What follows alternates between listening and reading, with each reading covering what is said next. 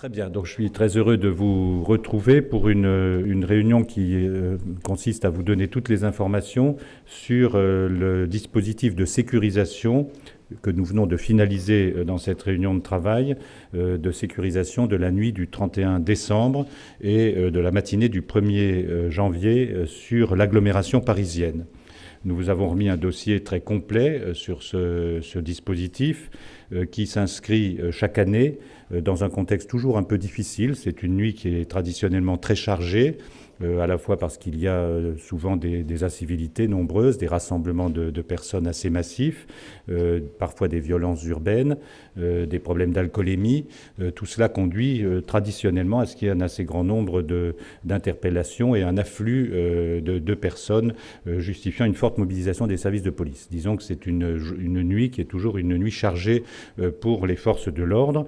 Et évidemment, en cette année 2015, en cette fin d'année 2015, cette nuit du 31 décembre s'inscrit dans un contexte plus difficile encore, puisque l'état de la menace terroriste est permanent, vous le savez. Il concerne notre agglomération, notre pays et l'Europe d'ailleurs, et tous les pays d'Europe d'une manière très, très permanente.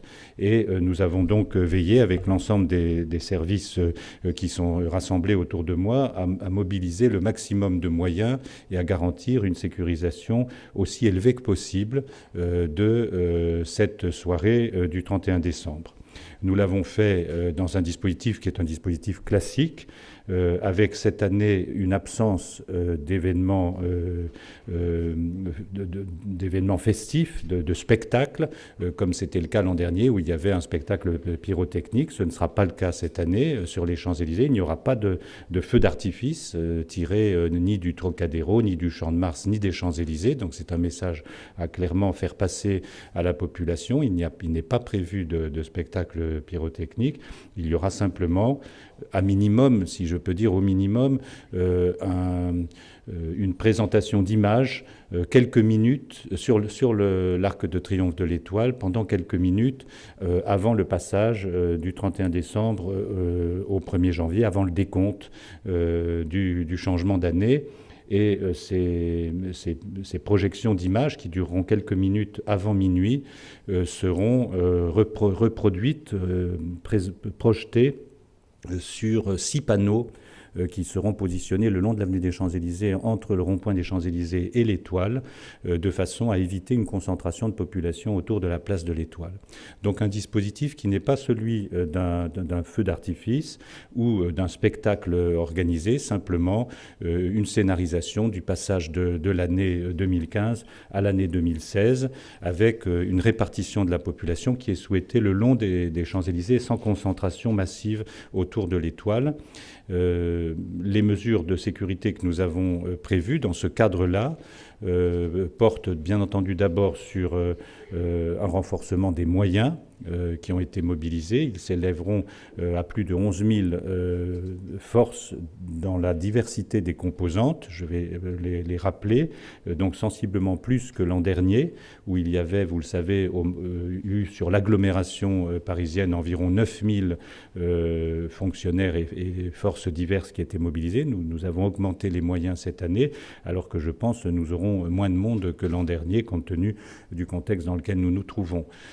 Ces 11 000 personnes qui seront mobilisées pour garantir la sécurisation ou les secours sont pour l'essentiel des fonctionnaires de l'État.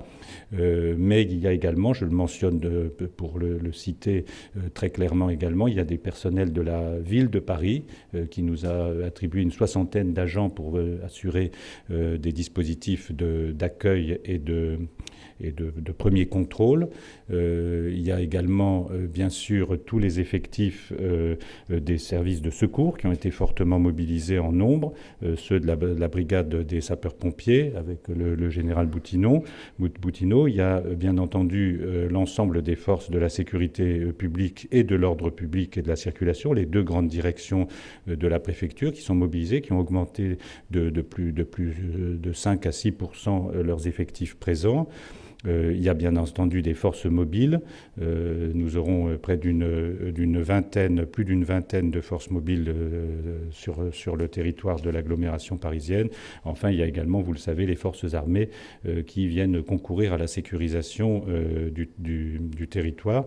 Et je rajoute à ces 11 000, parce qu'ils sont dans une autre composition, la sécurisation des transports, puisqu'il y aura environ 1100 soit fonctionnaires du service des transports, soit fonctionnaires venus agents de sécurisation de la RATP ou de la SNCF qui seront mobilisés pendant la nuit pour les transports de la nuit du 31 au 1er janvier. Donc un dispositif renforcé en termes de moyens. Un dispositif également de filtrage qui est renforcé et qui sera plus accentué, plus marqué que l'année dernière compte tenu du contexte que je viens de rappeler, avec, dans toute la mesure du possible, dans le périmètre qui est celui des Champs-Élysées notamment, des contrôles à partir de la fin de soirée sur les personnes qui entreront dans la zone. Évidemment, les contrôles ne peuvent pas être absolument complets et systématiques, mais ils seront fortement renforcés avec des palpations et des vérifications d'identité s'il y a lieu, et bien entendu l'interception de toute introduction de boissons ou de bouteilles sur la zone des Champs-Élysées. Il y a enfin, vous le savez, un certain nombre de précautions qui sont prises en matière de fermeture des stations de métro, puisque 7 stations seront fermées autour de 22 heures et jusqu'à 1h ou 1h30 du matin. Tout cela est décrit dans le dossier qui vous a été remis, de façon à éviter un afflux de public dans des conditions qu'on aurait peut-être un peu de difficulté à gérer, comme ça a pu se produire certaines années précédentes. Donc là aussi, un dispositif de sécurisation de la zone, avec toutes les mesures habituelles, réglementaires, sur les interdictions d'utilisation d'artifices ou sur les interdictions d'importation de boissons dans la zone. Bien sûr, toutes les mesures d'évacuation de stationnement, de libération de la circulation et du stationnement qui sont prises dès demain matin, avec toute une zone qui sera vidée de stationnement de véhicules.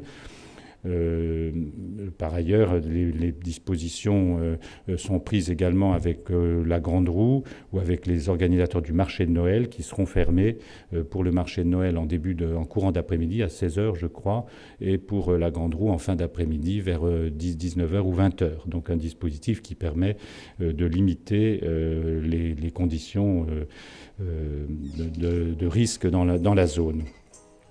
Voilà les quelques points que nous avons mis en place et définis.